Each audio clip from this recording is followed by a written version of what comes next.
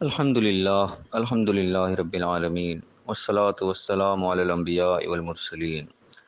اعوذ باللہ من الشیطان الرجیم بسم اللہ الرحمن الرحیم رب اشرح لی صدری ویسر لی امری واحلل عقدۃ من لسانی یفقہوا قولی واجعل لی وزیرا من اہلی۔ محترم سامعین، السلام علیکم ورحمۃ اللہ وبرکاتہ۔ الحمدللہ قرآن پاک کا مطالعہ ہمارا جاری ہے۔ سورہ بقرہ کی آیت نمبر 121 تک ہم پڑھ چکے ہیں۔ آج انشاءاللہ آیت نمبر 122 اور 123 پڑھیں گے۔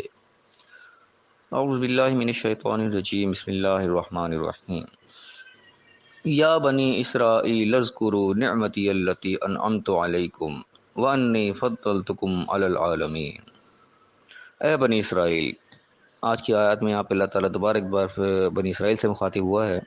اس سے پچھلے چند آیات گزری تھیں، اس میں تقریباً مسلمانوں سے یا اللہ تعالیٰ اپنے نبی سے مخاطب تھا، لیکن واقعات ان کے بیان ہو رہے تھے ایک سبق کے طور پر کہ جو انہوں نے غلطیاں کی ان کا تذکرہ ہو رہا تھا تاکہ انسان اپنے آپ کو الرٹ رکھے، صحیح راستے پر رکھے، ان غلطیوں سے بچے جو پچھلی قوموں نے کی۔ لیکن یہاں پہ آج کی آیت میں دوبارہ ایک بار جو ہے بنی اسرائیل سے خطاب ڈائریکٹلی آیا ہے۔ تعالیٰ فرمایا گیا اے بنی اسرائیل، اے اولاد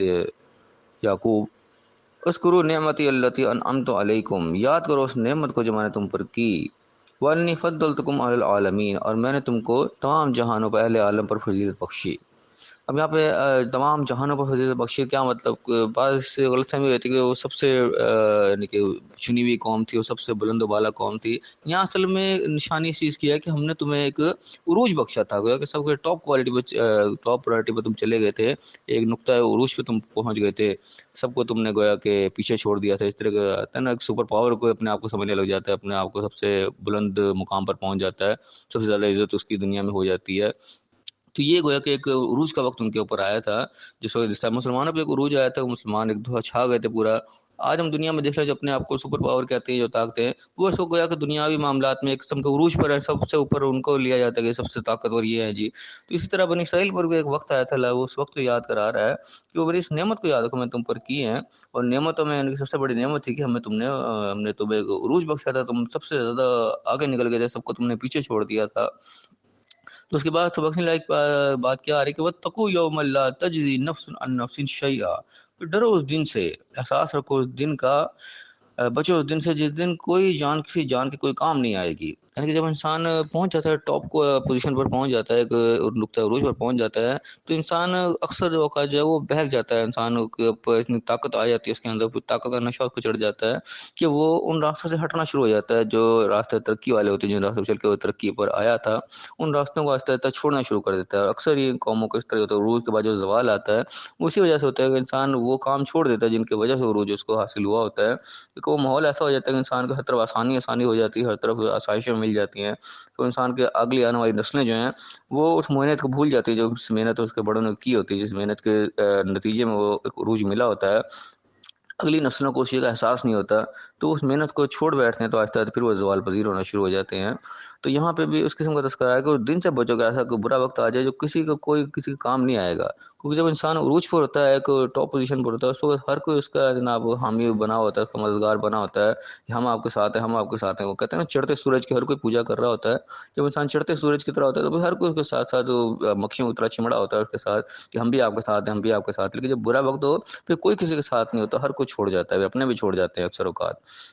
تو یہاں اس دن کا ڈر دلایا جا رہا ہے کہ ڈر اس دن سے بھی، یہ دنیا میں معاملات میں ایسے دن آ سکتے ہیں، اور یہ ڈر آخر قیامت کا بھی ہو سکتا ہے، قیامت میں بھی کوئی کسی کا کام نہیں آئے گا، وہ بھی ایسا ایک قسم کا برا وقت ہوگا، انسان جب پھنس جائے گا کوئی کسی کا کام نہیں آئے گا۔ اور اس نقشے کو تو اللہ تعالیٰ نے بڑے سخت انداز میں کھینچا قرآن کے اندر کہ اللہ تعالیٰ بتاتا ہے کہ اس دن تو بالکل اپنے جو ہوں گے، ماں باپ اولاد سب ایک دوسرے کو چھوڑ جائیں گے، انسان کہے گا سب کو پکڑ لو بس مجھے چھوڑ دو۔ انسان یعنی کہ پوری دنیا کو پکڑوانے پر راضی ہو جائے گا، میرے ماں باپ لے لو، اولاد لے لو، پوری دنیا کو پکڑ لو، مجھے چھوڑ دو۔ ایسا نہیں کہ نفسا نفسی کا عالم وہاں پہ ہوگا۔ تو یہاں پہ احساس دلایا جا رہا ہے اس چیز کا کہ ڈرو اس دن سے کہ ایسا کوئی برا وقت تم پر آ جائے جب کوئی کسی کا کام نہیں آئے گا، ولا یقبل منہا عدل، اور کوئی بدلہ بھی قبول نہیں کیا جائے گا۔ یہ بھی نہیں کہ بڑا کا مال دولت ہوگا جو دے کے انسان چھوٹ جائے۔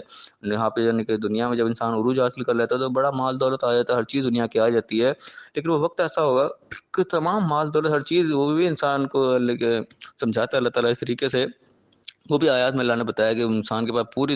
زمین بھر کی دولت بھی آ جائے، اس جیسی مزید بھی آ جائے، سارے کے سارے انسان دینا چاہے کہ اس کے بدلے میں چھوٹ جائے، لیکن وہ قبول نہیں کی جائے گی۔ تو یہاں پہ بھی وہی اس چیز کو اور انداز سے بیان کیا جا رہا ہے کہ کوئی جو بدلہ ہے وہ اسے قبول نہیں کیا جائے گا۔ ولا تنفعه الشفاعة، نہ ہی کوئی شفاعت فائدہ دے گی، ولا هم ينصرون، نہ ان کی کوئی مدد کی جائے گی۔ یعنی ایسا وقت آ جائے گا کہ کچھ بھی چیز کام نہیں آئے گی، حتیٰ کہ سفارش بھی کام نہیں آئے گی۔ اب یہاں پہ ہمارے ہاں جو عقائد پائے جاتے ہیں ان کے اندر سفارش کا ایک بہت بڑا ایک عمل دخل ہے کہ ہم سفارش کے اوپر ہم نے بڑا تکیہ کیا ہوتا ہے کہ ہماری وہ سفارش ہو جائے گی اور ہم بخشے جائیں گے۔ یہاں پہ ہم دیکھیں یہاں اللہ تعالیٰ کہہ رہے ہیں کہ شفاعت کام نہیں آئے گی۔ ایک الگ چیز ہے کہ شفاعت ہونا نہ ہونا، وہ الگ چیز ہے، اس کا بھی الگ تذکرہ آیات میں آیا ہے کئی مقام پہ کہ ایسا بھی دن ہوگا جن کو سفارش ہوگی نہیں۔ آیت الکرسی جہاں پہ آتے ہیں، آیت الکرسی سے پچھلی جو آیات ہیں اس کے اندر یہ تذکرہ آیا ہے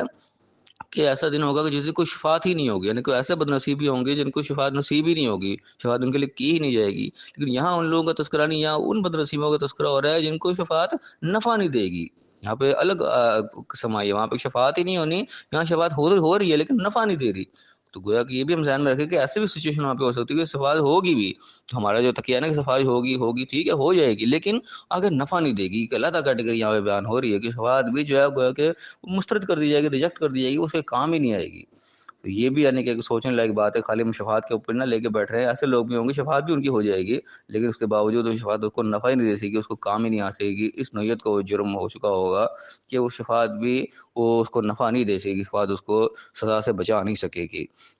تو خالی ہم شفاعت کرتے رہتے ہیں، اکثر شفاعت کے اوپر ہی ہم نے سارا اپنا تکیہ رکھ لیا ہوتا ہے کہ اپنے اعمال ہم پیچھے چھوڑ دیتے ہیں، وہ جو بھی ہیں نبی کی امت ہے، نبی ہماری سفارش کر دے گا تو ہم بخشے جائیں گے، بھائی نبی سفارش کر دیں گے لیکن ایسے بھی کچھ بد نصیب ہوگی کوئی شفاعت کام ہی نہیں آئے گی، یہ بھی ہم ذہن میں رکھیں۔ ایسا نہ ہم جرم کر بیٹھے ہیں کہ ہم اس کیٹیگری میں چلے جائیں گے شفاعت بھی ہو جائے لیکن اس کے باوجود وہ نفع نہ دے سکے،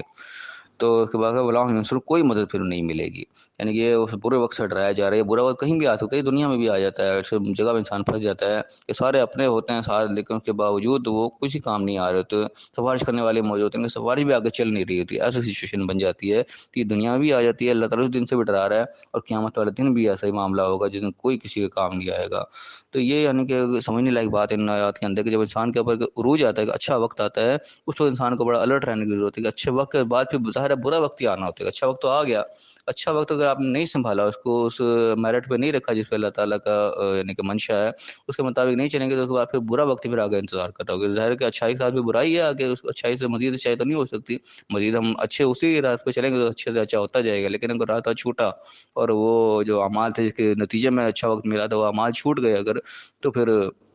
ظاہر ہے کہ پھر برا وقت منتظر سے پھر ایسے دن ہی آ جائیں گے جس کوئی کسی کام نہیں آئے گا، کوئی شفاعت بھی قبول نہیں ہوگی، کوئی مدد کہیں سے نہیں ملے گی، انسان بے یار و مددگار کھڑا رہ جائے گا۔ تو یہ وقت کسی وقت بھی آ سکتا ہے، اللہ تعالیٰ ہر قسم کے برے وقت سے ہمیں بچائے۔ جو بھی اچھا وقت ہے، چاہے انسان وہ دینی طرف سے اچھے وقت میں آیا ہوا، چاہے دنیاوی طور پہ اچھے وقت میں، دینی طور پہ یعنی کہ دین کے اللہ کو سمجھ دے رہا ہے اور وہ ایک اچھے راستے کے اوپر چل رہا ہے، اس وقت بھی اس کو ہائی الرٹ رہنے کی ضرورت ہے۔ جب انسان صحیح راستے کے اوپر جا رہا ہے تو یہ بھی سمجھ لے کہ شیطان کا اٹیک بھی سارا اسی کے اوپر ہو گیا، اس نے کو صحیح راستے ہٹانا ہے، لازمی بات ہے۔ جو پہلے سے ہٹا ہوا ہے اس کو تو اس نے نہیں ہٹانا چاہیے، جو صحیح راستے پہ جا رہا ہے اسی کے اوپر سارا اس نے اٹیک کرنا ہے۔ اس وقت بھی انسان کو ہائی الرٹ رہنے کی ضرورت ہے کہ مجھ سے ایسی غلطی نہ ہو جائے جس سے انسان صحیح راستے سے غلط راستے سے بھٹک جائے۔ اور دنیائی معاملات میں بھی اس طرح سے انسان ترقی کے اوپر جا رہا ہے تو انسان کو الرٹ رہنے کی ضرورت ہے کہ میں ایسا کوئی کام نہ کر بیٹھوں جس سے یہ ترقی یہ عروج جو ہے میرے سے چھن جائے، اس کے بعد پھر ایسا دن آ جائے جس سے اللہ تعالیٰ یہاں پہ ڈرا رہا ہے۔ تو اللہ تعالیٰ ہمیں صحیح سمجھنے کی توفیق عطا فرمائے، جو بھی اللہ کی طرف سے ہمیں نعمت ملے دنیاوی اعتبار سے دینی اعتبار سے، اس نعمت کے ہمیں قدر کرنے کی توفیق عطا فرمائے، اور جو اس راستے سے ہم نعمت کی طرف پہنچے اللہ تعالیٰ اس راستے کو ہمیں مسلسل اسی راستے پہ چلتے رہنے کی توفیق عطا فرمائے۔ ہر قسم کے بہکاوے سے اللہ تعالیٰ سے، ہر قسم کے غلط اعمال سے اللہ تعالیٰ ہمیں محفوظ فرمائے، شیطان کے فتنے فساد سے ہمیں محفوظ فرمائے، صحیح راستے پہ چلنے کی توفیق عطا فرمائے اور دنیا آخر دونوں جگہ کامیاب فرمائے۔ آمین۔ وآخر دعوانا ان الحمد للہ رب العالمین۔